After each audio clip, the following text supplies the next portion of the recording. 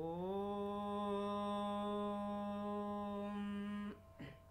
गणानां त्वा गणपतिगुं हवामहे कविं कवीनामुपमश्रवस्तमं ज्येष्ठराजं ब्रह्मणस्पत आन शृण्वन्नोतिभिः सीदसादनम् प्रणो देवी सरस्वती वाजेभिर्वाजिनीवती धीनामवित्रयवतु गणेशाय नमः सरस्वत्यै नमः श्रीगुरुभ्यो नमः हरिः ओम् ॐ शान्ति शान्ति शान्तिः। ॐ साईश्वराय विद्महे सत्यदेवाय धीमहि तन्नः सर्वः प्रचोदयात्। ॐ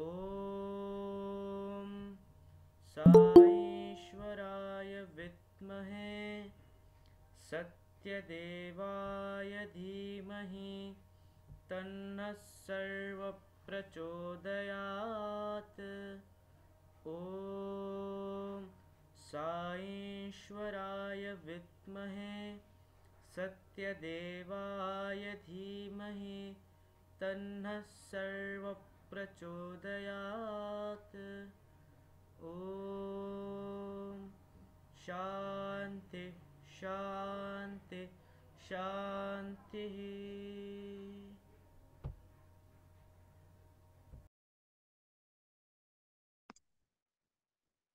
ओम साई राम। भगवान बाबा के पावन चरणों में कोटि कोटि प्रणाम एवं आप सबके हृदयवासी श्री भगवान के चरणों में हमारा नित्य निरंतर नमन। भगवान बाबा की दैवी उपस्थिति में आप सब ज्ञान पिपासु साई ब्रदर सिस्टर्स को सादर सप्रेम साई राम अभिनंदन एवं नमन।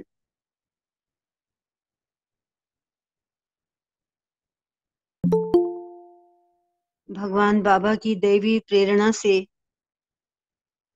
उनकी असीम कृपा से हम 9 सूत्री आचार संहिता पर आजकल विचार विमर्श कर रहे हैं, उत्तरोत्तर बढ़ रहे हैं। ये 9 सूत्र हर प्रत्येक साई डिवोटी के जीवन को धन्य करने के लिए, उसकी साधना को आगे बढ़ाने के लिए स्वयं भगवान के द्वारा ही प्रसाद रूप में, आशीर्वाद रूप में दिए गए हैं। इसलिए इन सूत्रों पर विचार विमर्श करना, इनको जीवन में धारण करना, अभ्यास में लाना हमारी पूजा है, हमारी भक्ति है। जो लास्ट सूत्र हमने जिस पर बातचीत हुई, विषय को स्पष्ट किया गया, वो था फीलिंग ऑन डिजायर्स, इच्छाओं पर नियंत्रण। आज इसी विषय पर हम सब मिलकर और विचार विमर्श करेंगे। इस विषय का जो प्रस्तुतिकरण था वो बहुत सुंदर, बहुत स्पष्ट और बहुत सरल ढंग से बहुत गहरे आध्यात्मिक तथ्यों को हमारे सामने प्रस्तुत कर दिया था।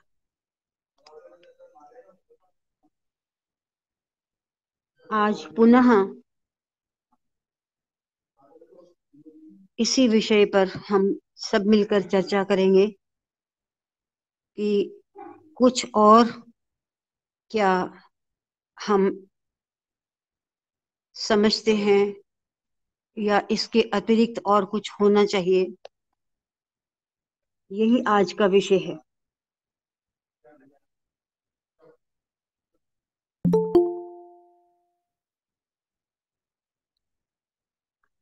आदरणीय बीबी गुप्ता भाई साहब हमसे जुड़ गए हैं।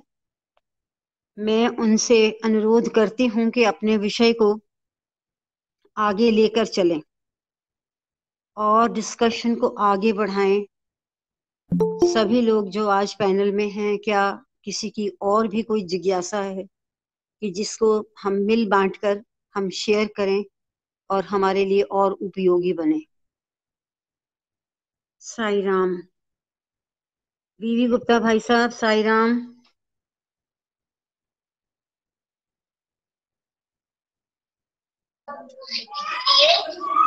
साई राम।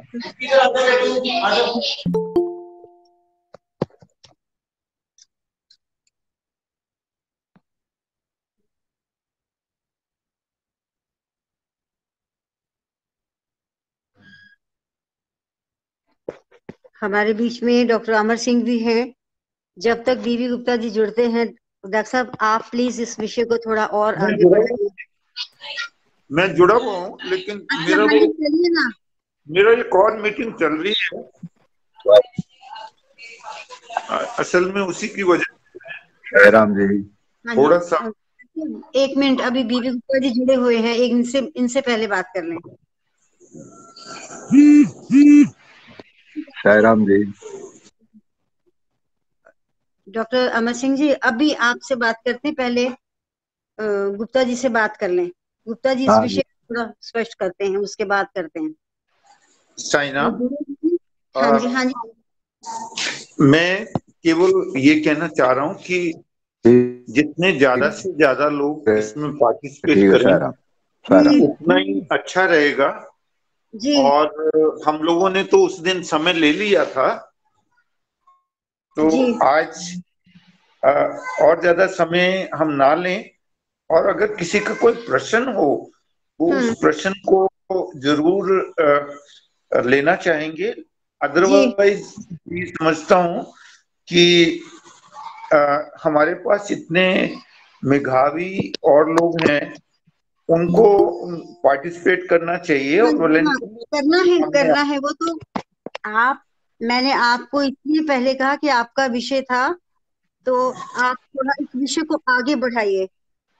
ठीक है, ठीक है भाई साहब, जिस तो मैं उस विषय में जो उस दिन बात की थी, मैं उससे थोड़ा आगे बात करता हूं कि जो सीलिंग ऑन डिजायर है वो इन, और उसके बाद जो सेविंग है, सेविंग को for the benefit of the others use करना, ये दो इस हमारे टॉपिक के पहलू हैं।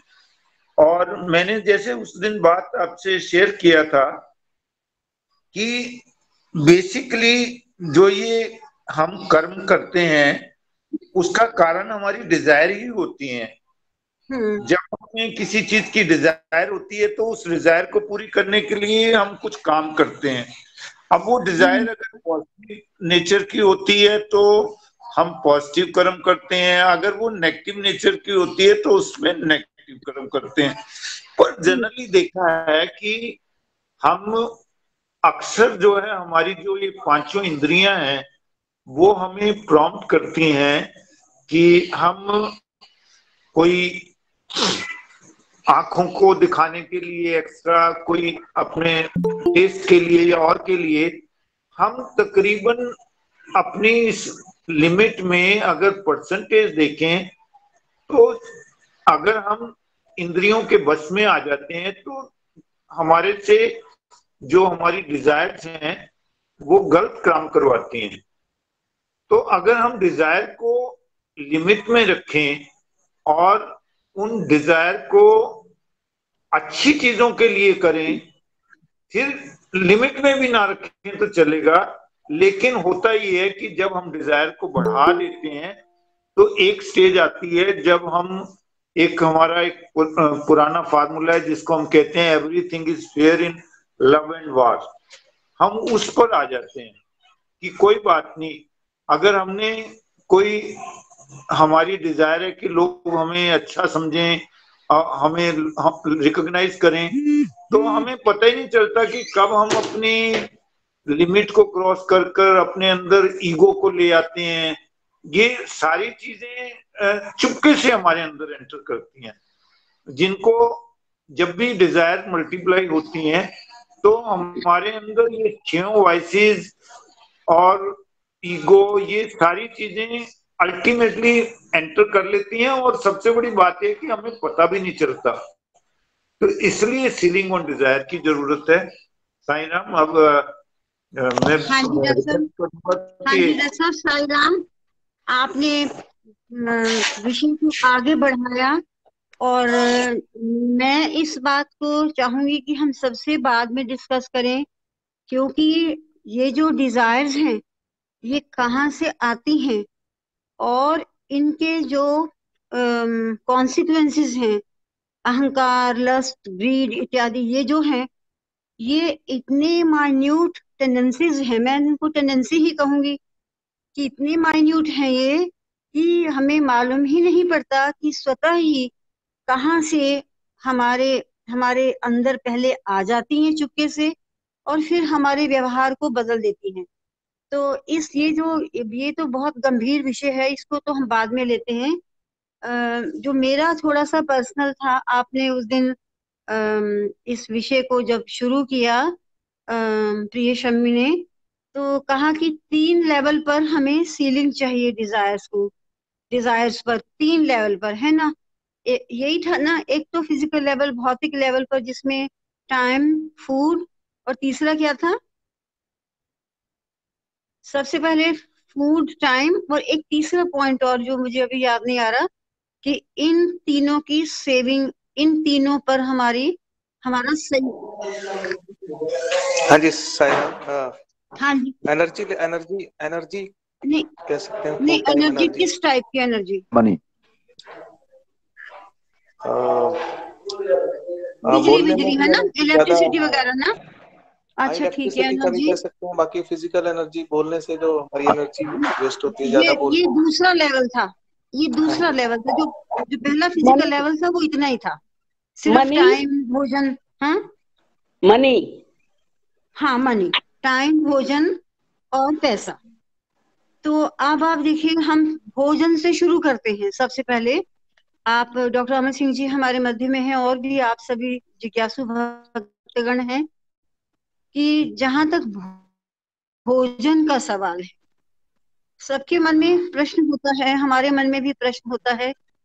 भगवान की दया से हम सब, भगवान ने हमें समर्थ बनाया है, we have plenty of everything, लेकिन how to use and misuse it हमारे घरों में भी होता है। हम उसको किस तरीके से बचाएं, और उस बचे हुए को पहले हम फूड से ही चलते हैं, और फिर हम मनी पे चलते हैं, फिर हम एनर्जी पे चलते हैं, कि ये किस तरीके से बचाएं। और इसको हम, जो आपने अभी गुप्ता भाई साहब ने कहा कि जो हमारी सेविंग होती है उसको हम यूटिलाइज कहाँ करें, जहां पर बेस्ट यूटिलाइजेशन होगा इसका। तो मैं सबसे पहले फूड की बात करती हूँ। विचार विमर्श हम फूड पर करें। आजकल देखिए, जो वैसे तो अपने अपने घर की परंपरा रही है, हमारे भारतीय समाज में बहुत है कि खाना थाली में छूट गया तो फेंक गया।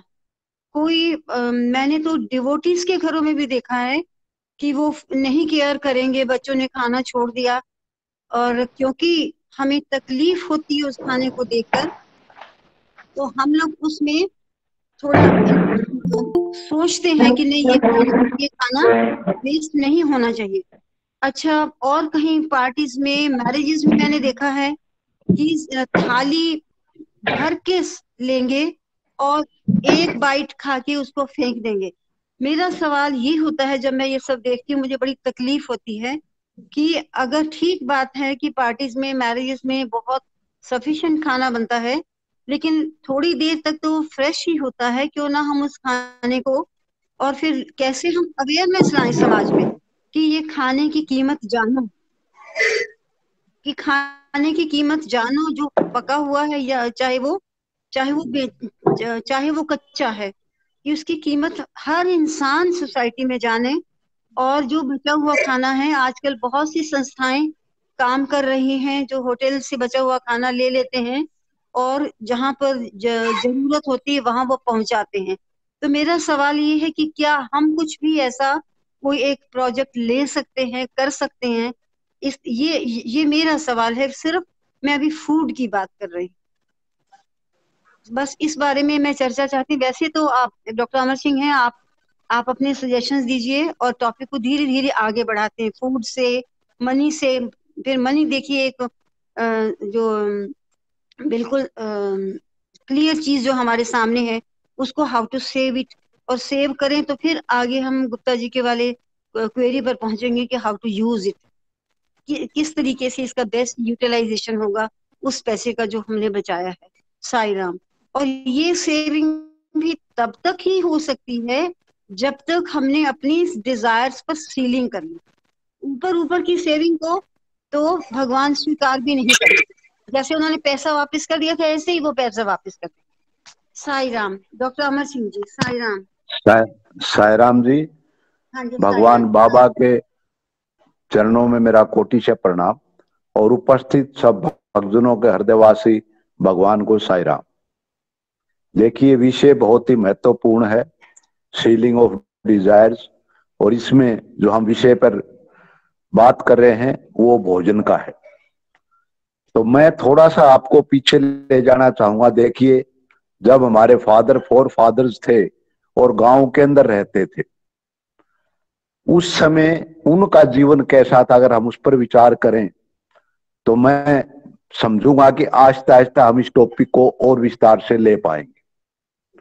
क्योंकि हम जो गांव में रहते थे तो उस समय इतना अधिक, जो आज हम भोजन की बात कर रहे हैं, इतना वेस्ट जाता है, इतना ये करता है, इनके साधन सोचने लगे। उस समय तो इतना घर में भोजन रखता था, इतना अनाज घर में रखते थे कि हम उससे 6 महीने या साल का गुजारा हो सके, इतना अनाज घर में होता था। और इतनी ही सब्जी आ पाती थी थोड़ी बहुत कि कभी हफ्ते में 1-2 दिन सब्जी बन पाती थी, वरना दाल घर की होती थी, दाल बना ली और कुछ कढ़ी बना ली, ये बना ली, ये बना ली, इतना ही सौदा था। और उसमें भी मोटा अनाज ज्यादातर खाया करते थे। चने भी साथ मिल गए, गेहूं भी साथ मिल गए, जो भी साथ मिल गए सब इकट्ठा पिसवा लिया और उसको खाया करते थे। और कभी कोई गेस्ट आ जाता था 6 महीने, 2 महीने, 4 महीने में, तब जाकर प्योर गेहूं की रोटियां, जिसको मांडे बोला करते, वो दी जाती थी। वो भी ये सोचते थे बाकी घर के मेंबर बच्चे बैठे कि शायद हमें कोई मांडा को रोटी मिलेगी कि नहीं मिलेगी। तो वो कमी नहीं कह सकते, लेकिन उनकी व्यवस्थाएं इतनी स्ट्रिक्ट थी कि सिर्फ उतना ही लेना है जितना खाना है। थाली के अंदर वेस्ट तो कोई बचता ही नहीं था। ये बचपन से ही उनको आदत हर बच्चों को होती थी कि आप उतना ही लें जितना आप खा पाते हैं, वेस्ट थाली में नहीं बचना चाहिए। क्योंकि उन दिनों थाली के लिए कोई वाश बेसिन नहीं थी धोने के लिए, उसे सिंपल धोकर के वो राख से साफ किए जाते। तो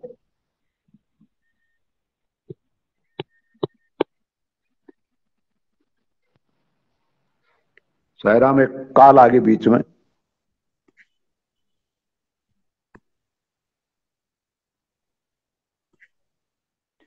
सहराम जी एक काल आ गई थी बीच में। सहराम जी,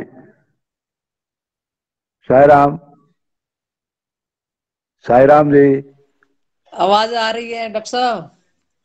आ रही है बीच में साईराम काल। डॉक्टर। हाँ, बीच में डिसकंटिन्यू हुई थी, मैं इसलिए कंफर्म करना चाहता।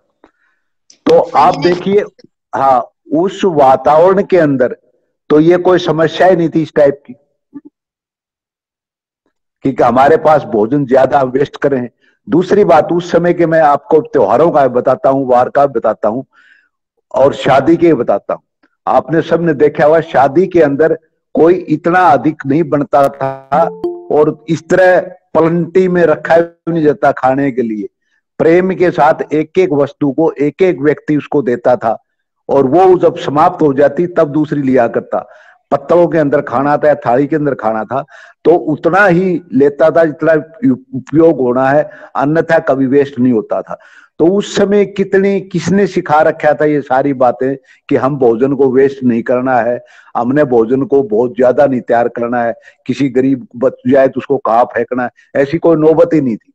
तो वो एक तो वो समय था। एक भगवान ने हमें आज इतना साधन संपन्न बना दिया कि हमारी ये सारी चीजें हमारे पास फालतू हो गई। एक आदमी शादी सिंपल होती थी, उसमें सारे गांव के भी लोग उसमें सर्व करते थे, कोई बहरे नहीं होते थे, बर्तन कोई इकट्ठे नहीं आते थे, घर घर से गिलास कोई छोटा है कोई बड़ा है, कोई थाली छोटी है कोई थाली बड़ी है, सारे कुछ मिलके सामूहिक प्रेम के साथ सामूहिक भोजन होता था और बड़े प्रेम से खाया करते थे। आज अगर भाई नहीं आता है तो भाई को बुलाने नहीं जाते, अपने घर पर बैठा रहेगा, मेरा सारा इंतजाम हो गया। मतलब प्यार तो हमारा समाप्त हो चुका है। और जब प्यार समाप्त हो जाता है तो फिर सारा पैसा जो है उसका अहंकार बोलता है कि मेरे पास इतना पैसा है, मैंने ये कुछ कर लिया। और जब इतना इंतजाम हो जाता है, हजारों आदमियों का इंतजाम, कोई गिनती नहीं, कितने आने कितने जाने कोई गिनती नहीं होती, और उसके बाद सारा का सारा वेस्ट होता है। और हमारी आदतें जो बन गई है कि 50 आइटम बन गए, अब 50 आइटम तो को खा नहीं सकता, वो सब दिखावा है। अगर हम दिखाएं हमने इतनी चीजें बना रखी, ये बना रखी, वो बना रखी, अगर ये दिखावा बंद हो जाए और सिंपल प्रेम से भोजन बने तो ना तो वेस्ट होगा और ना किसी को इस प्रकार की समस्याएं आएंगी। किसको कौन मैनेज करे, वेस्टेज को मैनेज करने वाले आदमी चाहिए।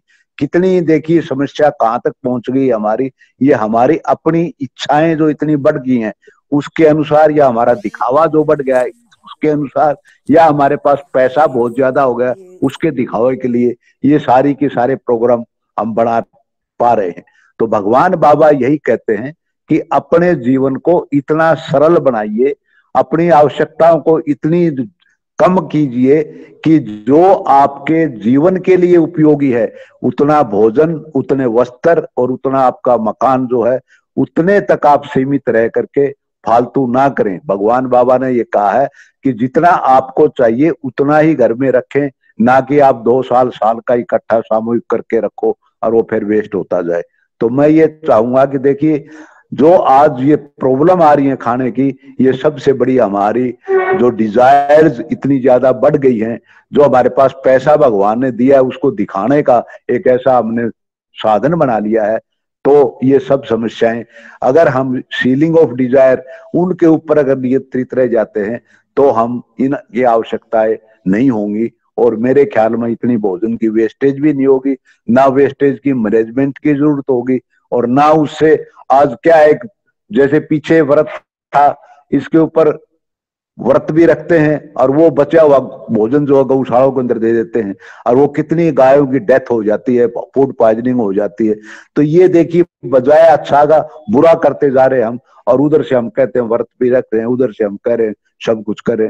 तो इसलिए मैं तो ये चाहूंगा कि भगवान का जो उद्देश्य था बताने का हमें, वो यही था कि आप अपने उस सीमा तक रहिए कि जहां तक आपका शरीर को जरूरत है उतना आपके पास और उतना आप खाएं, फालतू के बारे में आप चिंता ना करें। साईं राम, मैं तो यही बताना चाहता था भोजन के समय। साईं राम। साईं राम बहन जी, आज उषा भी बोलना चाह रही है, आपसे शेयर करना चाह रही है। ये जो डॉक्टर अमर सिंह ने जो बात की है उसको ही आगे फॉरवर्ड करने के लिए। साईं राम जी। साईं राम। आप अपना बंद कर दीजिए। हाँ जी, आप बंद कीजिए, म्यूट कीजिए। बच्चा डिस्टर्ब कर रहा था, एक सेकंड बस में। आप बंद कर लीजिए। साईं राम जी। मैं तो हाँ जी डॉक्टर अमर सिंह, आप बंद कर लीजिए, अपना जरा म्यूट कर लीजिए। अच्छा अच्छा ठीक। हाँ जी साईं राम जी, तो अपना ही। हाँ जी उषा, आप बोलिए उषा जी। साईं राम, मेरी आवाज आ रही है साईं राम जी सबको? बिल्कुल क्लियर आ रही है। मैं बहुत बड़ा रेटर नहीं हूँ, मैं तो सिंपल अपना एक्सपीरियंस शेयर करना चाहती हूँ कि हम लोग अग्रवाल से हमारे 2 बेटे हैं, तो हमारी भी इच्छा थी कि हम लोग जानते हैं कि शादियों में हम मैक्सिमम खर्चा करते हैं, मैक्सिमम वेस्टेज करते हैं, और हम लोग सिर्फ कंपैरिजन करते हैं कि उसने ये किया था तो हमें उससे ज्यादा करना चाहिए। जी तो हमारे दोनों बेटों ने हमसे जिद की कि या तो हम दोनों अलग अपने कोर्ट मैरिज कर लेंगे, अगर फिर भी आप आना चाहते हैं तो हमारी मर्जी से शादी होएगी। तो मेरे बेटे की जब शादी हुई तो हम लोगों की जैसे फैमिली में होता ही है कि उसको बुलाना है, ये कैसे होगी। एक बार तो बुरा लगा, उसने व्हाट्सएप से कार्ड भेजा और उस पर लिखा कि शादी में कोई गिफ्ट नहीं होगा, कोई शगन नहीं होगा, कोई मिठाई नहीं होगी, सब लोग आएंगे और हम सबका अरेंजमेंट करेंगे।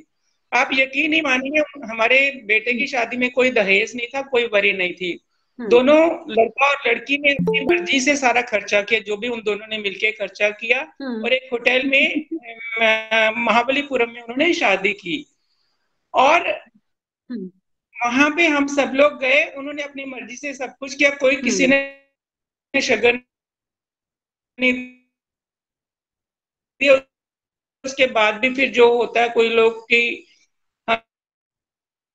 हम शगन देना चाहते हैं, तो उसने कहा कि मैं एक बॉक्स रख रहा हूँ। उस टाइम वो गुजरात में वो हुआ था ना, आए थे, तो मैं तो देखूंगा भी नहीं किसने कितना दिया है, तो जो भी आप शगन या जो आप देना चाहते हो डोनेशन, हम ये सारा वहां भेज देंगे। उसके बाद हम लोगों ने पंचकुला में आके गायत्री यज्ञ किया और भजन में अनाउंस किया कि आप सब लोग इनवाइटेड हैं और हम सबको बेटे की शादी की खुशी में आप सबको बुलाना चाहते हैं। हमने 24 हवन कुंड बना के हवन किया और सबको प्रसाद खिलाया। शादी में हमने कोई खर्चा नहीं किया, किसी से कोई शगन नहीं लिया। तो हम लोग उसके बाद सबने हमें अप्रिशिएट किया कि बहुत अच्छा किया मिसेस गुप्ता, ऐसे ही होनी चाहिए, शादी ऐसी होनी चाहिए। लेकिन मैं पूछना चाहती हूँ आप सबसे, क्या हमारे में कोई इतना बोल्ड है? मैंने अपने रिश्तेदारों को देखा, मैंने अपने फ्रेंड्स को देखा, किसी ने उसको फॉलो नहीं किया। हम फिर वैसे ही शादी करते हैं, वैसे ही वेस्टेज करते हैं, वैसे ही हमें पता है कि ये सब बेकार है, इसका कोई फायदा नहीं, लेकिन फिर भी हम बोल्डली फेस नहीं कर पाते सोसाइटी को और हम लोग मैक्सिमम वेस्टेज करते हैं। और मेरे बच्चे ने भी, जो उसकी शादी में सेविंग हुई थी, उसने वो सारा डोनेट किया। उसने कहा मम्मी आप गरीब बच्चों की शादी करो, किसी की पढ़ाई पे लगाओ, जो पैसा हमारी शादी से आपने जो सोचा हुआ था कि मान लो 10 लाख 15 लाख, वो मैं आपसे कहता हूँ कि इसको अलग से रखो और इसको कहीं भी खर्च करो। तो अगर हम ऐसे इस टाइप से सोचें तो मुझे लगता है कि हम बोल्डली सोसाइटी को फेस करें और कुछ नए तरीके निकालें, क्योंकि हम लोग कंपैरिजन में, कंपटीशन में आके ना बहुत ज्यादा वेस्ट करते हैं। साईराम। बिल्कुल, साईराम। उषा जी थैंक यू सो मच, आपने बहुत अच्छा एक जो एग्जाम्पल सेट किया उसके बारे में हमसे शेयर किया।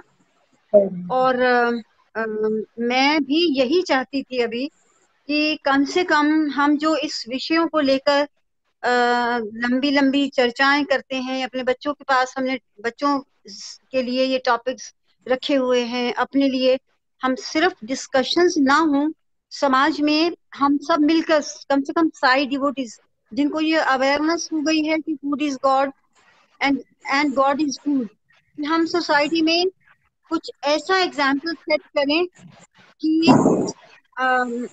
हम हमारी एक पहचान बन जाए कि ये लोग वेस्ट नहीं करेंगे।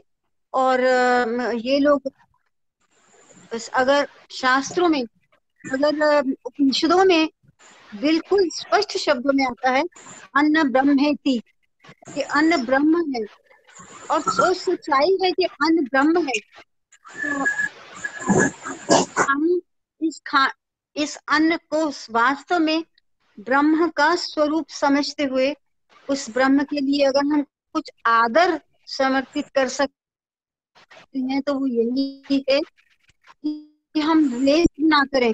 लेकिन मेरा सवाल फिर यही है कि हम किस तरीके से समाज को दिशा दें आगे। कुछ ना कुछ आप सोचिए कि एक इंडिविजुअल, आप उषा जी बंद कर लीजिए, म्यूट कर लीजिए आप, कि अगर हम साई डिवोटीज कोई ऐसी स्टेट लेवल पर, हम चाहे अभी भी हम स्टेट लेवल पर ही हैं, कि हम कोई ऐसा डिसीजन लें कि जिसमें हम लोग तो उस पर आचरण करें ही करें, लेकिन हम समाज को एक दिशा दें सकती है कि ये अन्न कैसे एक ब्रह्म का साक्षात स्वरूप है। एक टाइम भी खाना नहीं मिलेगा तो हमारी एग्जिस्टेंस खतरे में हो जाती है। जरा सोच के देखें हम। तो ये मैं चाहती हूँ हम सब मिलकर सोचें, स्टेट लेवल पर कोई एक निश्चय करें, कोई एक संकल्प लें कि हम इस अन्न ब्रह्म के प्रति आदर कैसे समर्पित करें और इसको हम खाने को, भोजन, पके हुए खाने को भी वेस्ट करने से बचाएं। अभी थोड़े टाइम पहले मैं एक शादी में थी, मुझे नियर डियर्स में शादी थी, मुझे बाद में पता लगा 1 लाख रुपए का खाना वेस्ट हुआ क्योंकि लोग बहुत कम आए। और मुझे बहुत दिनों तक अंदर तक ये तकलीफ होती रही कि 1 लाख का खाना मायना रखता है, वो कितना होगा और वो कहाँ वेस्ट किया होगा और कहाँ गया होगा। ये कुछ एक हम सोचें और अब केवल अपने, हमें तो समझ आ जाएगी, आ गई है, लेकिन हम समाज को भी एक दिशा दें ताकि हम भोजन को, ये जो हमें जो भी अन्न धन भगवान ने दिया है, हम इसको वेस्ट करने से बचा सकें। ओम साई राम। अब इस विषय पर और भी आप सब डिस्कशन में आइए कि हम कैसे जो ये हमें अन्न ब्रह्म भगवान ने दिया है, हम इसको और कैसे सेविंग करें, क्या करें, कौन सा रास्ता अपनाएं। उषा जी ने तो इतना सुंदर एग्जाम्पल दिया कि हमें सबको ही फॉलो ही करना चाहिए। इसी तरह से हमारे बच्चों में, हमारे परिवार में ये ऐसी अवेयरनेस होनी चाहिए। ओम साई राम।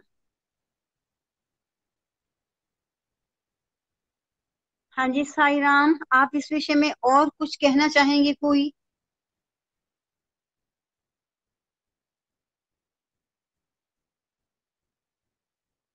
जनक निरुला, आप कुछ कहना चाहेंगे? जनक जी। साई राम। हाँ जी, साई राम जी। हाँ जी, हाँ, हम कैसे ओम यूटिलाइज श्री करें? साई राम। भगवान बाबा के चरणों में कोटिशय प्रणाम।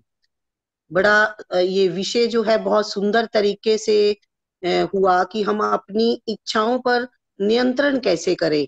तो ये बहुत ही प्रैक्टिकल रूप में हम क्या करें, ये कितने सुंदर उदाहरण मिसेस उषा गुप्ता जी ने दिया। इसके लिए थोड़ा सा डिसीजन लेने की जरूरत होती है, फिर तो हो जाता है। अगर हम यही सोचते रहते हैं कि वो क्या कहेगा, समाज क्या कहेगा, कि हम दिखावा करते ना करें, कैसे होगा, तो फिर बात नहीं बनती। तो इसी का एक उदाहरण मैंने भी देखा। मेरी बेटी की शादी हुई, वो लोग महाराष्ट्र से कैथल आए थे और 3-4 दिन सारे प्रोग्राम्स इकट्ठे थे। तो जब हम गए उनकी रिसेप्शन में तो सेम था, उनका छोटा सा कार्ड छपा हुआ था जिस पर लिखा हुआ था। मैंने पूछा, उनका मराठी भाषा में था। मैंने कहा ये क्या लिखा हुआ? कहते इसमें नीचे लिखा हुआ था, समझ भी आ रहा था थोड़ा थोड़ा, कि जो भी आएगा वो कोई गिफ्ट नहीं लाएगा। तो उन्होंने क्या सिस्टम किया हुआ था कि बहुत सिंपल सा दिन में उन्होंने लंच का अरेंज किया हुआ था और लोग आ रहे थे और स्टेज पर फूल भी उन्होंने रखे हुए थे, वेनिया भी रखी हुई थी। हर एक को फूल दे रहे थे और वेनिया लेडीज को दे रहे थे। और वो जो फूल थे, ये उन्होंने उन्हीं के फूल जो लड़के वाले थे उन्होंने मैनेज किए हुए थे, वही फूल लेकर के सब स्टेज पे वर वधू को आशीर्वाद दे रहे थे, वही फूल दे करके। और इतना अच्छा लग रहा था कि बड़े शांति से, कोई बहुत ज्यादा, जैसे हम लोगों की आदत है, नॉर्थ इंडियंस की थोड़ी ज्यादा है, हम आगे आगे जाए, वो बड़ी सिंपल तरीके से शादी करते हैं, बड़े आराम से, कोई दिखावा नहीं होता उनका। तो वो बड़े आराम से, थोड़ा सा उनका मेन्यू भी बहुत बड़ा नहीं था, बड़े आराम से लोग एंजॉय कर रहे थे बैठ करके। और कोई बहुत धक्का मुक्की भी नहीं थी, जैसे हमारे यहाँ शादियां होती हैं, एक रूटीन बन गया है कि रैली टाइप ही हो जाती है। तो अब तो भगवान ने इतनी, जब नहीं मानते, जब भगवान के बनाए हुए इंसान नहीं मानते, तो भगवान ने ये जो कोरोना टाइम चल रहा है, इसमें लगभग काफी लोग डरने लग गए हैं और शादियां बहुत ही भगवान के तरीके से, सिंपल तरीके से हो रही हैं। और इसके कितने उदाहरण मिल रहे हैं। जब इंसान नहीं सोचता तो भगवान जिसने बनाया है उसको कोई कड़ा कदम लेना पड़ता है। ये कोरोना के कारण काफी लोगों की लाइफ में, काफी लोगों की मैरिजेस भी हो रही हैं, सब कुछ हो रहा है, लेकिन बड़े ही साधारण तरीके से हो रहा है। 30-35 लोग आते हैं बड़े आराम से, ना कोई वेस्टेज है ना। मुझे भी जैसे जाने का मौका मिला तो मैंने कहा कि भाई हम लोग अगर 2 बुलाए हैं तो हम 1 जाएंगे, क्योंकि हमें हमारा भी जिम्मेवारी बनती है। तो कई ऐसी जगह जहां आप अवॉइड नहीं कर सकते, लेकिन बड़ा ही मैंने देखा कि बड़ी ही सिंपल तरीके से हो रहा है। और इसी तरह से जब हम आए, ये सोच की बात है, जब हम वापिस आ रहे थे तो मेरे हस्बैंड थोड़ा सा मजाक सा करने लगे कि कैसी, क्योंकि एकदम नॉर्थ इंडियन से बिल्कुल ऑपोजिट शादी थी, कि कितना थोड़ा वो था। मैंने कहा ये देखो अगले कितना इंजॉय कर रहे थे और ये आपके ही रिश्तेदार हो गए हैं, तो उनकी सोच की हमें प्रशंसा करनी चाहिए। ये सोच बड़ी अच्छी सोच है। ये थोड़ा सा हमें इस सोच से हट करके कैसे करना है। अब हम इच्छाएं तो करते हैं कि अब हम प्रैक्टिकली हम खाना, हम जाते हैं शादियों में, हम अपनी प्लेट को पूरी तरह भर लेते हैं जैसे कि कभी कुछ देखा नहीं होता। तो वो सारा नहीं खाया जाता। आप एक घंटे में आप कितना खा लोगे। हम रात का खाना, डिनर जो है, कितना लोग ऑलमोस्ट हल्का करते हैं, लेकिन वहां जाकर के हम ठूसते हैं, खूब ठूसते हैं, वेस्टेज भी होती है और प्योरिटी भी नहीं है, क्योंकि इतने लार्ज स्केल पे खाना बनता है तो हर चीज प्योर भी नहीं होती। फिर वो जो हमारे नियम है उल्लंघन करते हैं हम आयुर्वेद के, कि हमें क्या खाना चाहिए क्या नहीं खाना चाहिए रात को, लेकिन हम सब लगे रहते हैं। तो ये तो हमारे अगर हम प्रैक्टिकल रूप पे थोड़े हम साईं डिवोटी ही कर लें, चलो अगर थोड़ा सा ऐसा कदम उठाएं तो हमें तो संतुष्टि भी मिलेगी। और हो सकता है कि इसको देख करके कोई ना कोई किसी के दिमाग में, किसी के मन में ये विचार आएगा कि हम स्वामी का मैसेज उन तक कैसे पहुंचा रहे हैं। मैं एक और उदाहरण देना चाहूंगी कि इन इच्छाओं के बारे में, मेरे नाना जी जो थे वो इनके खिलाफ थे, सिगरेट के, मांस के। तो वो उर्दू में उन्होंने बुक्स वो लिखते थे और मैं बैठ करके उनके पास, वो मुझे कहते बोलते जाते थे तो मैं हिंदी ट्रांसलेशन करता। मैं बहुत छोटी थी तो हिंदी ट्रांसलेशन करती जाती थी मैं, तो वो बातें मेरे को समझ आ रही थी। तो एक बार वो कुंभ के मेले में हरिद्वार गए तो वहां पुस्तकें बांट के आए। तो मेरे नानी जी कहते थे भी ये अभियान जो आपने चला रखा है, दिन रात आप लोगों को भी समझाते हो, कौन समझने वाला है। तो एक कोई किसी ने पेपर में निकाला, वो बुक्स बांटी उन्होंने वहां पर, कि पेपर में निकाला कि मैं उस मतलब उस बुक को पढ़ करके मेरे जीवन में, कोई डॉक्टर था, मेरे जीवन में इतना बदलाव आया कि मैंने सब कुछ छोड़ा। और अब जब मेरे पास पेशेंट आते हैं जो ये वायदा करते हैं कि हम छोड़ेंगे, तो मैं उनका मुफ्त इलाज करता हूँ। तो ऐसा असर होता है। जरूरी नहीं कि हम मास स्केल पे दुनिया को बदलने चले हैं, लेकिन अगर कोई, वो कहते थे अगर 100 में से 1 आदमी भी सिगरेट छोड़ता है तो मुझे बड़ी खुशी होगी। तो वही बात ये है कि अगर हम लीड करते हैं उसमें अपनी ये इच्छाओं को मार करके, ये इच्छा क्या है, झूठी प्रशंसा है, झूठी प्रशंसा ही होती है। और क्या होता है कि बहुत अच्छा किया, 1-2 दिन खाना खाया और बहुत अच्छा, लोग प्रेज करते हैं जी बहुत अच्छा खाना था जी, बस इतना। और जो उसके पीछे वेस्टेज है, 10-12 लाख जो भी हम लगाते हैं, जो पैसा आडंबर पे खर्च करते हैं, इतने बड़े टेंट और ये पैलेस और ये, तो उसका जो पैसे का है, हम हिसाब लगाएं हम कितने लोगों की हेल्प कर सकते हैं, कितने लोगों को हम खिला सकते हैं उसी अगर हम अन्न पे ही लगाएं कि हमने इतनी गैदरिंग को इकट्ठा करके ना, जैसे कि मिसिस गुप्ता ने बताया कि ऐसे थोड़ा करके, और वही पैसा हम, अगर हमें अन्न में ही लगाना है, मान लो हमने हेल्प ही करनी है, तो बहुत ज्यादा जगह है जहां पर लोगों को अन्न नहीं, खाना नहीं मिलता, बहुत बहुत हेल्प करने की जगह है। अगर अब हम, एक मेरी फ्रेंड कह रही, वो लोग दूध लेने जाते थे कि एक छोटे से घर में, कहते देखो, वो मन में विचार आया, कहते देखो कितने उनकी इच्छाएं कितनी कम है, एक नाइफ है और एक चूल्हा है और उस पर वो रोटी ताजी बनाते हैं और वो ताजी खाते हैं। उनको ये नहीं है कि समेट के रखने की, जो बहुत सारी फ्रिजों में, भगवान की मैं स्टेटमेंट पढ़ रही थी कि हम फ्रिज में रखते जाते हैं, वो इतना भर जाता है कि हमारे बर्तन भी कम हो जाते हैं और वो फिर खाना हमें लास्टली फेंकना पड़ता है। तो ये चीजें जो है छोटी छोटी अपने घर से ही शुरू होती है। और अगर हम खाना खाते हैं, हमें विचार करना है कि हम थोड़ा बनाए और ताजा खा ले, हमें स्टोर करने की जरूरत ही नहीं। हमारे पास इतने इक्विपमेंट है आजकल कि अगर कोई आता भी है तो जल्दी तैयार हो जाता है, ऐसी बात नहीं है। तो हम, लेकिन फिर भी ये जो हमारी इकट्ठा करने की जो आदत है, ये इसको सुधारने की जरूरत है। तो भगवान का मैसेज तो तभी जाएगा जब हम जो हम शादी करते हैं या हम कोई भी आयोजन करते हैं, उसमें हमारा बड़ा सिंपल तरीके से जब हम इस अन्न को बचाएंगे और तो वो जो मैसेज जाएगा, हो सकता है उससे प्रेरित होकर के कितने लोग उससे लाभान्वित होते हैं। और एक्चुअल तो भगवान जो हमें मैसेज देना चाहते हैं यही देना चाहते हैं। नारायण सेवा करवाते हैं वो हमारे से, हम रोज एक मुट्ठी अनाज निकालें और हम नारायण सेवा करें। तो वो सारी चीजें क्या है, हमारी दिनचर्या में शामिल हो जाती हैं और हमारी ये हैबिट बन जाती है। लेकिन फिर भी विचार करने की समय जरूरत है कि जो लोग हम इतने विशाल आयोजन कर करके जो हम वेस्ट करते हैं, हम अपने आप में भी हम अगर थोड़ा मतलब अपना ताजा भोजन बनाते हैं तो उसका हमारे अपने शरीर पर भी बहुत असर पड़ता है, वेस्टेज भी नहीं होती और हमें हमारी टेंशन भी खत्म हो जाती है कि इतना खाना है तो कैसे कैसे पूरा होगा। तो ये सारी चीजें एक बड़ी अच्छी मेरे को बहुत अच्छी बात लगी है कि मेरी बेटी भी इन्वॉल्व है इसमें। कोई चंडीगढ़ में रॉबिनहुड आर्मी करके है, वो जितना भी खाना बचता है वो बच्चे, पढ़ने वाले बच्चे हैं, सर्विस वाले बच्चे हैं, वो सारे संडे को इकट्ठा करते हैं वो खाना, फिर वो जाकर के हॉस्पिटल के सामने, पीजीआई के सामने 32 में वो जाकर के बांट के आते हैं। और वो कई बार अपनी अपनी थोड़ी थोड़ी पॉकेट मनी बचा करके वो फूड आइटम, कच्चा अनाज लेकर के ऐसी झुग्गी झोपड़ियों में जाते हैं जहाँ कोई सोच भी नहीं सकता। तो ऐसी ऐसी चीजें समाज में, ऐसी बात नहीं है कि उनके संस्कार इतने दृढ़ हैं, जो बच्चे भी लगे हुए हैं। देखो बाकी बच्चे तो संडे को मस्ती करते हैं और वो लोग ये काम करते हैं, उनको कितनी दुआ मिलती है और वो कितने लोगों को फीड कर रहे हैं। तो ये चीजें हैं, ऐसा नहीं है कि संसार टिका हुआ है किसी पर। तो भगवान के जो मैसेज है, मैसेंजर हैं, we are the messenger of God.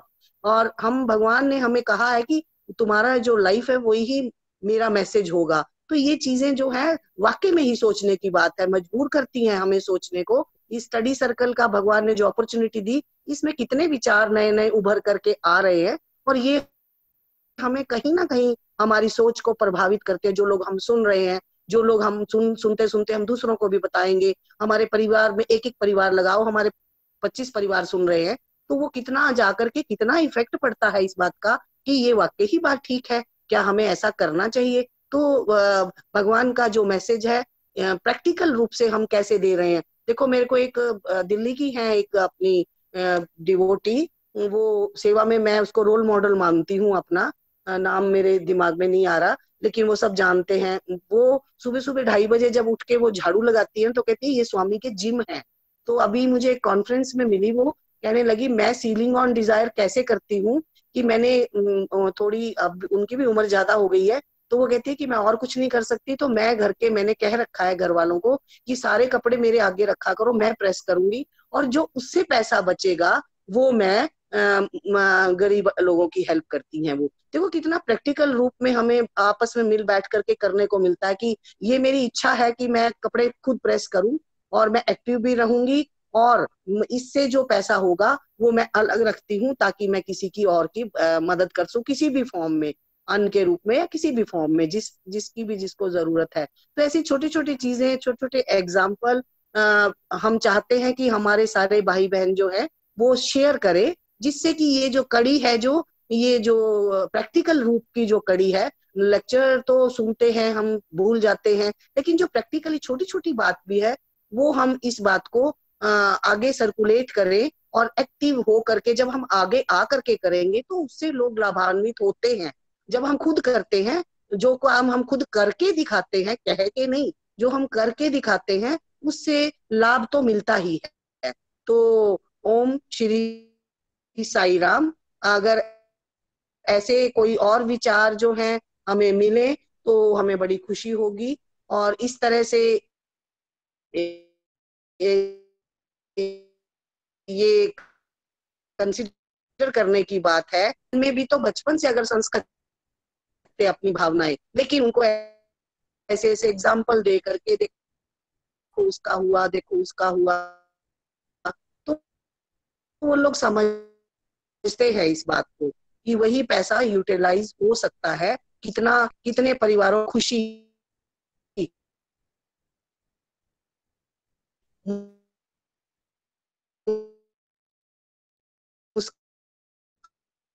Saira कान आ सकते। ओम Shri Sai Ram. Thank you so much, आपने बहुत अच्छी सजेशन दिए और थोड़ा सा ही टाइम उनके लिए बचा है और यही कहना चाहूंगी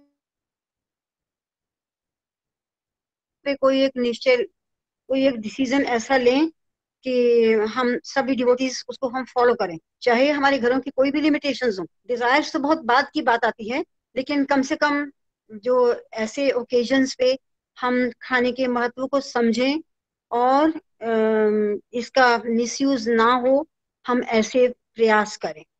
अब मैं श्यामा जी को चाहूंगी कि अपने विचार रखें। साई राम जी। साई राम श्यामा हाँ जी, जी। साई राम। अम, साई राम। दोनों को ही सुन रही थी, उषा जी को भी और मैडम जनक राज जी को भी।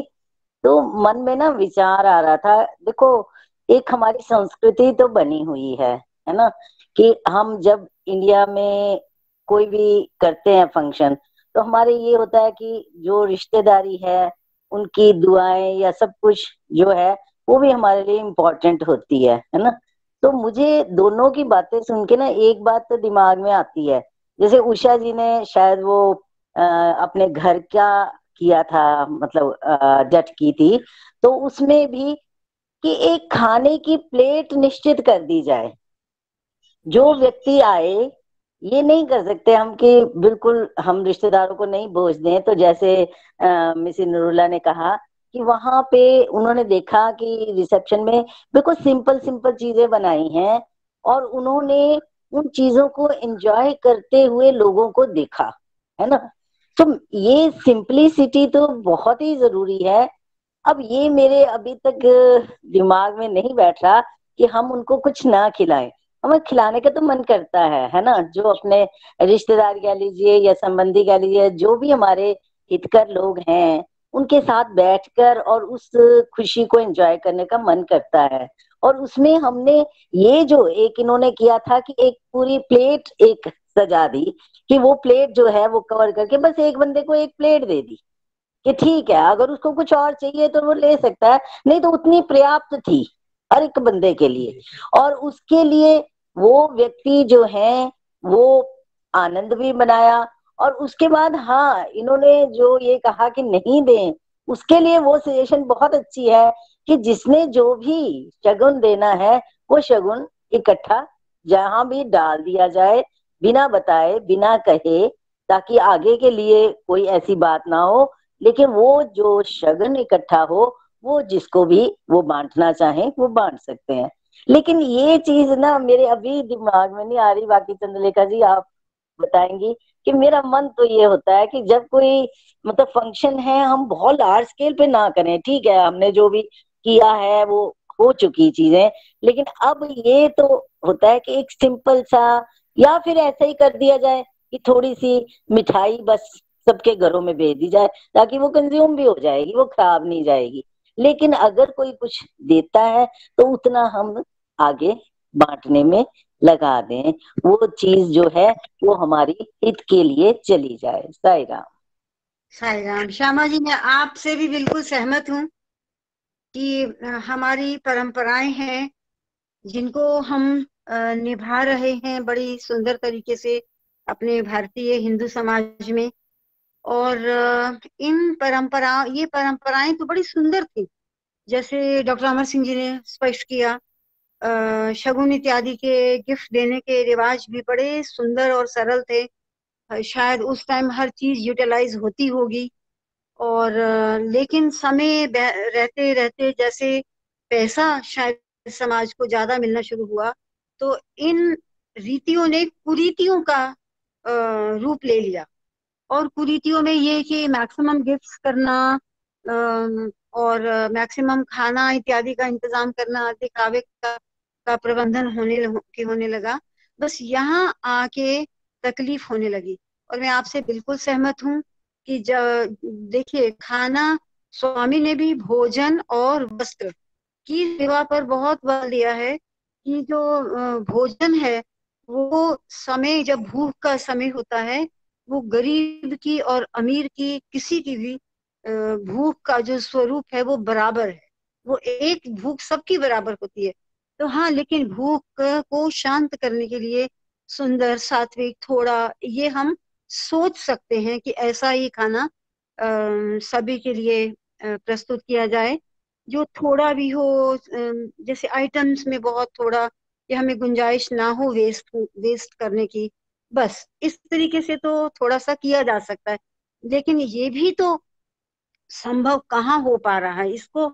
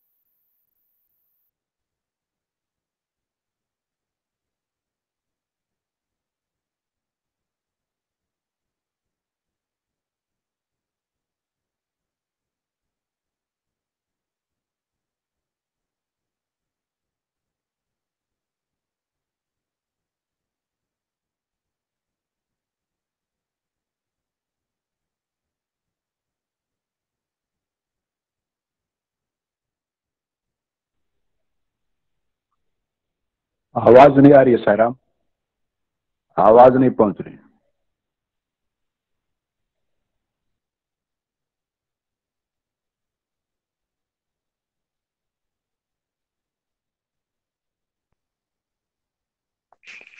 हम डिस्कनेक्ट हो गए हैं।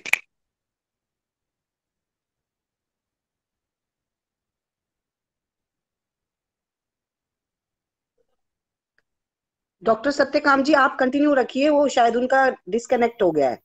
साई हो गया, राम, मैं आ गई हाँ हूँ जी, लाइन पे।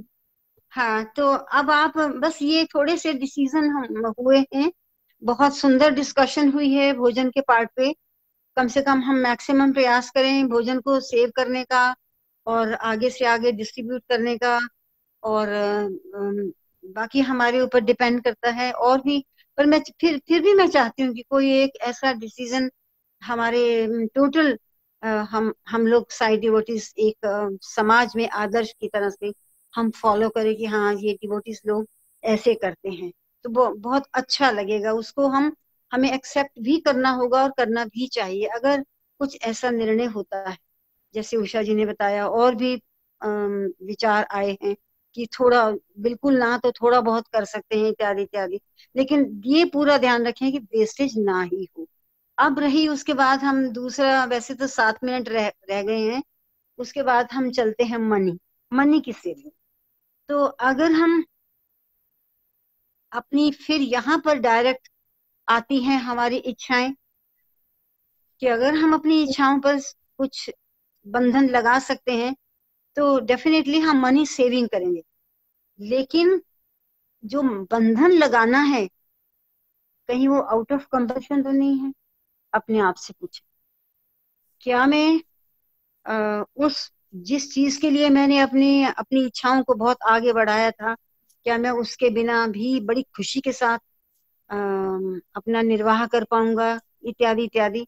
तो ये फिर मेरा मनी सेविंग के बारे में भी ये मेरी कुछ क्वेरीज हैं, या मेरा मेरा डिसीजन तो नहीं है। मैं चाहती हूँ कि इस विषय पर भी हम थोड़ा सा विचार करें। तो फिर मैं पुनः शुरू करती हूँ। डॉक्टर अमर सिंह जी, आप इस बारे में कुछ बताइए। मेरे ख्याल डॉक्टर अमर सिंह नहीं है। हाँ जी है। हाँ जी डॉक्टर साहब, आप कुछ बताइए कि हम मनी सेविंग के पीछे जो हमारी डिजायर्स होती हैं, डिजायर्स का संस्कार भी ना हमारे अंदर बचे, कि मैंने तो बड़ी कठिनाई से कंट्रोल किया और ये पैसा बचा दिया, ऐसा भी ना। मैं खुशी से अपने जीवन को उन वस्तुओं के साईराम जी, बिना भी जीना सीखूं। साईराम, हाँ जी साईराम जी, साईराम। हाँ जी डॉक्टर साहब, साईराम। आवाज आ रही सर? हाँ जी आ रही है, हाँ, आ रही है। देखिए जहां तक, हाँ साईराम जी, जहां तक पैसे की बात है, ये तो आप किसी पर थोप नहीं सकती किस तरह करेंगे। ये तो भगवान नहीं, बाबा ये ने, तो इंडिविजुअल है, ये तो इंडिविजुअल है। हाँ ये इंडिविजुअल है, और भगवान बाबा ने हर एक को अलग अलग तरह से पैसा दिया है। बिजनेसमैन को बिजनेसमैन के द्वारा बिजनेस से प्राप्त हुआ है, एक एग्रीकल्चरिस्ट को अपनी खेती बाड़ी से प्राप्त होता है, एक जॉब वाले को अपनी सर्विस से, सैलरी से होता है।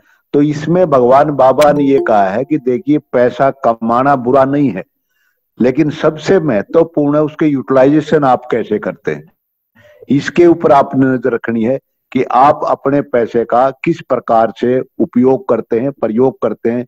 इस पे चिंता करने वाली बात होती है। भगवान बाबा कहते हैं ठीक है आपके पास बहुत कुछ है, लेकिन आप ये देखिए कि आपके परिवार को इसकी कितनी उपयोगिता है। परिवार के हर मेंबर को जितनी उनकी आवश्यकताएं हैं उनको आप अवश्य पूर्ण कीजिए, चाहे वो खाने की आवश्यकताएं हैं, चाहे वस्त्र की आवश्यकताएं हैं, चाहे उनकी और अन्य विद्या की और आवश्यकताएं हैं, वे अवश्य पूरी करिए। लेकिन उनकी आवश्यकताओं से अधिक उनको प्रेरित करने के लिए उनको मना करिए कि उनको लेविशली ना उनको खर्च करें। उनकी जो जरूरतें हैं वही पूरी हों, वहां तक अगर वो लिमिट रहे तो वो पैसे का कोई दुरुपयोग नहीं है, वो सदुपयोग ही होता है।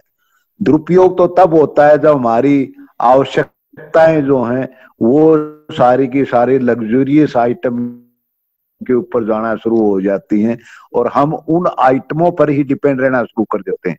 तो इसलिए तब जाकर के वो सारी की सारी हमारी जरूरतें, पैसा जो है वो वेस्ट होना शुरू हो जाता है। भगवान बाबा ने तो यहाँ तक कहा कि आप ये देखिए कि आपके पास पहनने के लिए कितने शर्ट हैं। अगर आपके पास 20 शर्ट हैं तो आप ये भी देखिए कि आपने कितने महीने से कितने शर्ट का इस्तेमाल भी नहीं किया है। 10-5 शर्ट तो ऐसे हैं जो साल भर भी उपयोग नहीं होते, आप रखे हुए बैठे हो। तो कम से कम आप वो लिमिट तो बनाइए कि मैं 7 शर्ट से काम चला सकता हूँ, और वो फालतू रखे हैं उनको किसी में उपयोग आ सकते हैं तो गरीब को दे दीजिए ताकि वो उसका प्रयोग कर लें। और जो आपके पास जरूरत के हैं उतने ही आप रखिए, जो वो फट जाएं तब उसके बाद आप नया ऐड करिए। तो भगवान बाबा के विचार तो बहुत ही स्पष्ट हैं कि हम अपनी जरूरतों को, अपने पैसे का उपयोग भी इतना ही करें। अगर फालतू भगवान ने दिया है तो उसका उपयोग हम फिर समाज के अंदर जो गरीब हैं, दुखी हैं, पीड़ित हैं, उनके लिए अगर हम उसका प्रयोग करेंगे तो वो ज्यादा लाभदायक रहेगा, बजाय कि हम अपनी शो ऑफ करने के लिए, अपने सारे परिवार को दिखाने के लिए लग्जरी आइटम खरीद के अपना अहंकार भी बढ़ाते हैं और उनकी आदतें भी खराब करते हैं अपने बच्चों की। आज की आदतें उन बच्चों की जो हमारे समय में थे, बड़ी मुश्किल से हम, मुझे याद है जॉब के अंदर भी हमारी 2 पैंट और 2 शर्ट होती थी, उससे गुजारा हो जाता था। और आज वो 20-20, 50-50 हैं तब भी सोचते हैं कम पड़ते हैं, हर बार नए ले आओ। तो ये हमारी जो जरूरतें जो बढ़ रही हैं, अनावश्यक इच्छाएं, उनको कंट्रोल करने के लिए स्वामी कहते हैं कि आप अपने मिनिमम डिजायर्स पर चलिए और उस पैसे को जो बचता है उसको सदुपयोग अच्छे कार्यों में, परमार्थ में, सेवा में, उसमें करेंगे तो वो आपको और भी ज्यादा बढ़ेगा।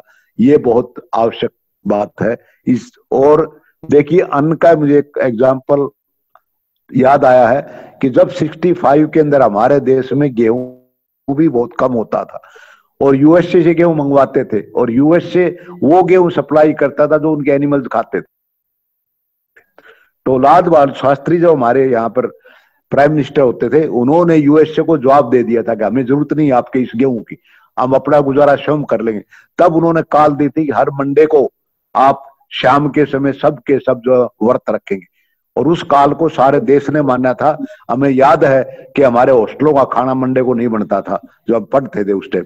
तो एक इतना दृढ़ निश्चय एक प्राइम मिनिस्टर ने लिया जिसको सारे देश ने इंप्लीमेंट किया, और हमने वो अनाज यूएसए से नहीं मंगवाया और फिर अपना अनाज इतना बढ़ा कि हम उसको बाहर भेजने लगे।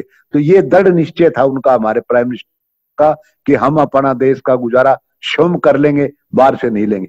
तो देखिए कितना दृढ़ निश्चय अगर हम इस प्रकार का हम भी करें अपने पैसे के बारे में, भोजन के बारे में, तो ये सब कुछ कामयाब हो सकता है। स्वामी आपको पूरी शक्ति भी देते हैं, उसके बाद स्वामी आपको करने के लिए प्रेरणा भी देते हैं और हम ये कर भी सकते हैं। लेकिन हमारा निश्चय दृढ़ होना चाहिए, हमारा आचरण ठीक होना चाहिए, और जो कुछ स्वामी बताते हैं वो हमने आचरण में लाकर दिखाना चाहिए, तब जाकर तो स्वामी मानते हैं। क्या स्वामी कहते हैं मैं तो तुम्हारी कितनी बातें मानता हूं लेकिन तुम तो को मानते तो हो नहीं।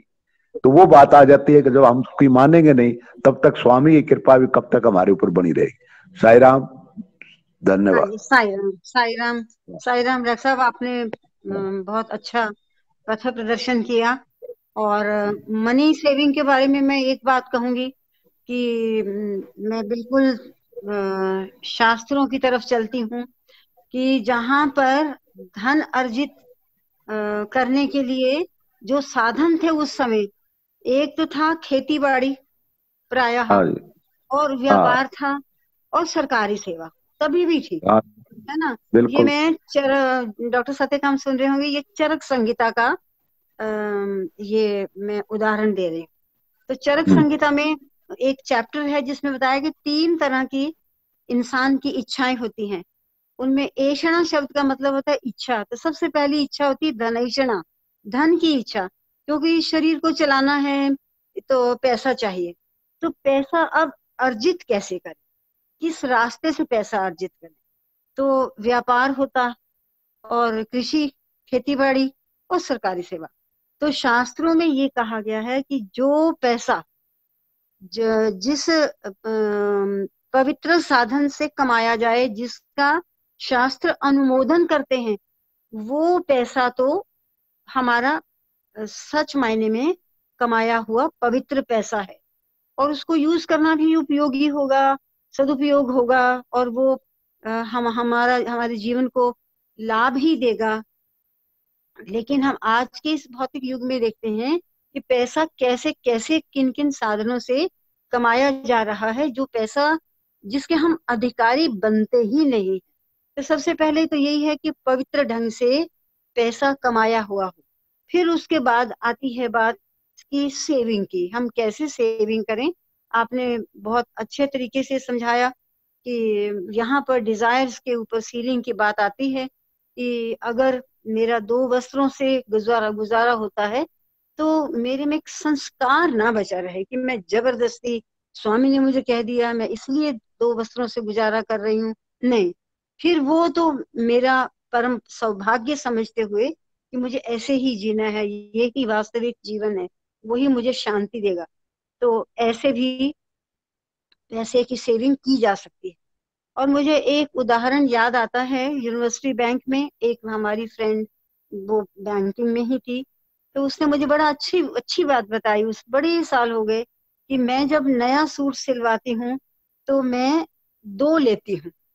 अगर मैं अपने लिए थोड़ा कीमती लेती हूँ तो वो मैं कम कीमती लेती हूँ, और वो जो दूसरा जो एक सूट मैं किसी को देती हूँ।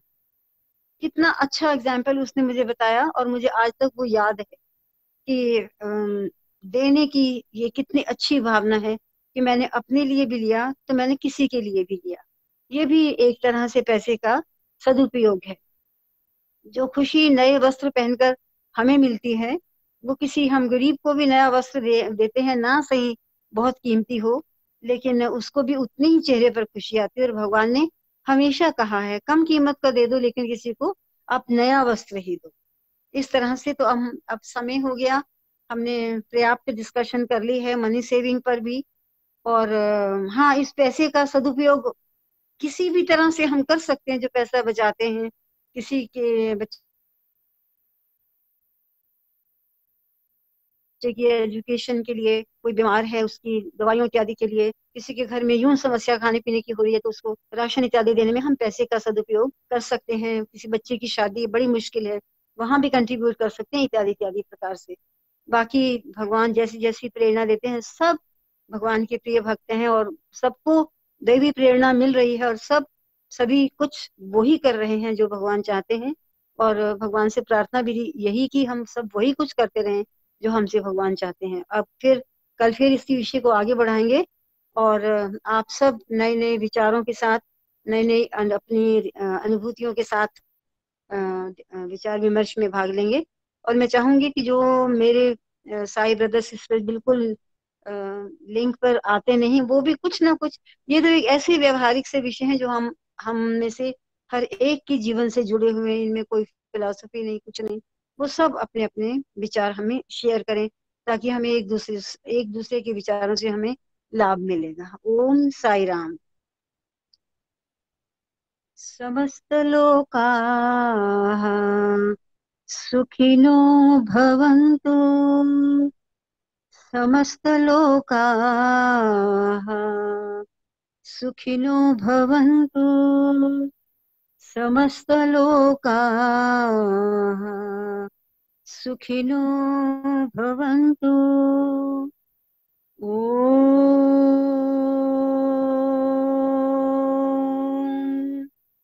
शान्तिः शान्तिः शान्तिः। जय बोलो भगवान श्री सत्य साई बाबा जी की जय। ओम शांति शांति शांति। ओम